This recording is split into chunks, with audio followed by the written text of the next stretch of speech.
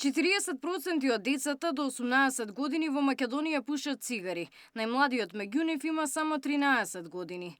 Да се заостри контролата во продажните објекти кои продаваат цигари, но и да се зголеми нивната цена, за да се намали загрижувачката бројка на млади кои пушат или вејпаат.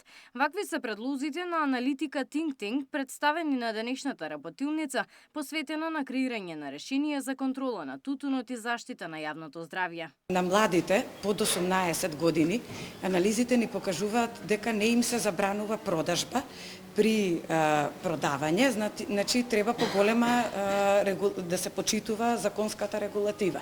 Понатаму, ако сакаме да ја гледаме и фискалната страна, значи добро е да се зголема цените на овие нови производи што фактички ги користат најмногу младите.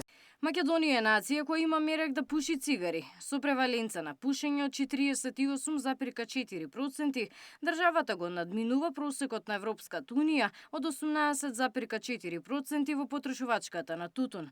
Според глобалното истражување за тутун кај млади спроведено во 2016 година, 80% од пушачите во Македонија почнале да пушат пред да наполнат 25 години. Министерката за образование и наука вели дека од суштинско значење да се работи со децата уште од рана возраст, за да бидат свесни за штетноста од тутунот, алкохолот и дрогата. Во 7 одделение оваа година е воведен изборен предмет Учам за моето здравје.